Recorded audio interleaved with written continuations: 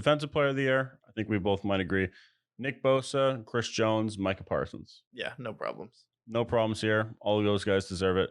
Offensive player of the year, we got Tyreek Hill, Justin Jefferson, Patty Mahomes, Jalen Hurts. Yeah, I mean, you can't argue with that. I feel like Tyreek Hill and Justin Jefferson had two of the most dominant wide receiver years. I feel like Mahomes had a lot to prove without Tyreek Hill, and I feel like Tyreek Hill had a lot to prove without Mahomes, and I feel like both of them showed that they could get it done. It's unfortunate that Tua wasn't there. I feel like if Tua played, they would have beat the Bills in the first round. Yeah, no doubt about it. My only problem that I have with Offensive Player of the Year awards, if the MVP award is going to be the quarterback award, Yeah. then I almost feel like they don't deserve to have the Offensive Player of the Year award. I feel Yeah. like that should go to a non-quarterback role. Yeah, I feel like if quarterback's basically going to be the MVP each year, I would rather put Josh Jacobs and Austin Eckler. I would replace Jalen Hurts and Patrick Mahomes with Josh Jacobs and Austin Eckler because Josh Jacobs had a monster year. Austin Eckler had the most touchdowns in the league this year. Yeah, exactly. And Austin Eckler he was the first wide receiver in NFL history to have over 100 catches, Yeah. had 107 catches. So that's where I would rank with that. Offensive Rookie of the Year, we have Brock Purdy, Kenneth Walker, and Garrett Wilson. I don't love that Brock Purdy's on here simply for the fact that he played less than half the season. So I feel like you want to talk about rookie of the year. Yes, he came in and played well, but honestly, since you didn't play the full year, I have to knock him off the list, put someone else on here.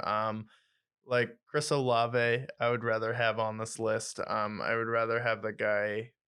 Even George Pickens, I'd rather have on Yeah, here. I would rather have George Pickens. He made some sensational plays. So Drake London too. yeah, Drake London. But If you're gonna put somebody on there who played half the season, I'd rather them put Brees Hall yeah, because Brees Hall, I mean, with Brock Purdy, you can argue with all the talent that he has around him that elevated him, but with Brees Hall, their offensive line for the Jets pretty shaky overall, and he still dominated. Or how about Damian Pierce? Did we forget about Damian Pierce? yeah, Damian Pierce was a monster. And he did that with no offensive line. Yeah. So I feel like, no disrespect to Brock Purdy, he played great this season. I have no ill will against him, but I feel like Damian Pierce deserves it more than he does. And if you don't play in your first year, I think the first year you play should count as your rookie year, especially if you're out with injury. So I feel like just a shout out to the year that Travis Etienne had. Yeah, for sure. Defensive Rookie of the Years, Sauce Gardner, Aiden Hutchinson, Tariq Woolen. I like it, but this was a loaded draft on defense. So obviously someone's gonna get snubbed. I thought Trayvon Walker had a great year, but this was probably one of the deepest drafts we've ever had. So Sauce Gardner and Tyreek Woolen, the reason that they're on their list is because they ranked in the top 5 on Pro Football Focus, just in general as corners. So that's how elite these rookies were to come into the league.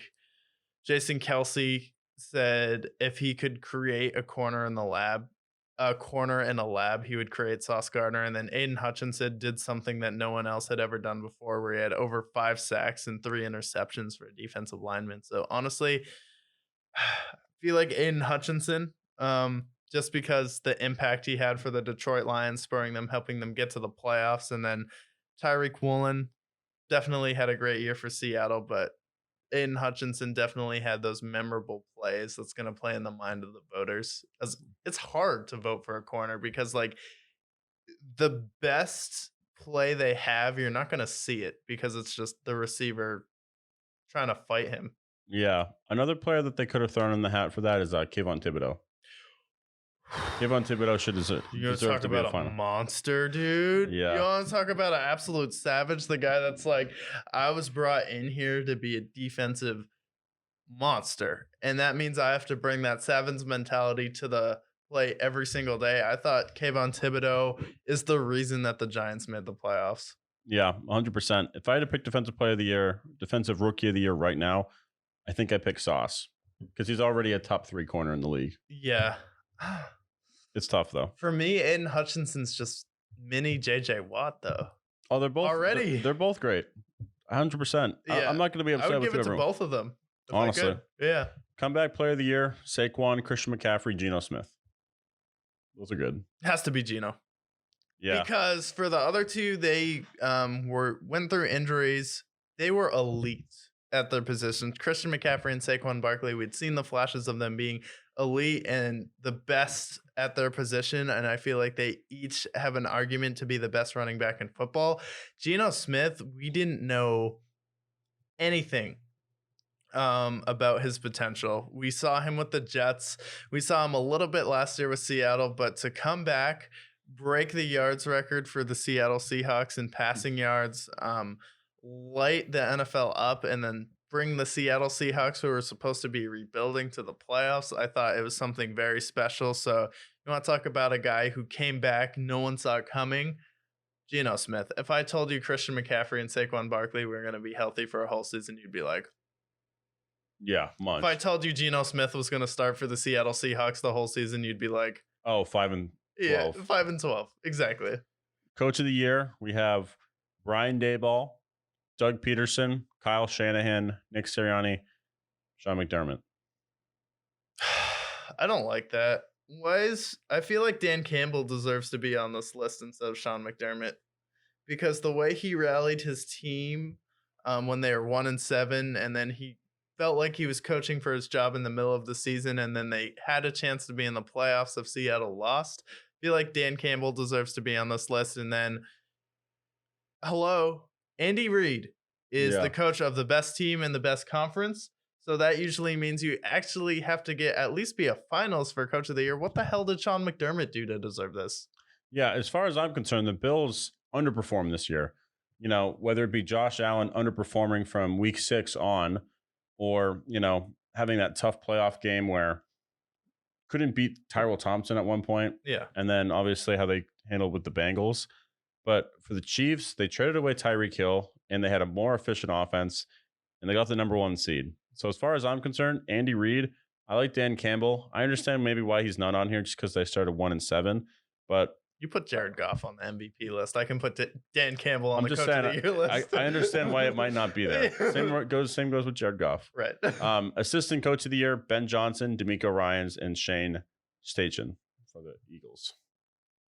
I like Ben Johnson just with how elite the Lions offense was, because their defense is what was blowing games, but their offense was an absolute clinic.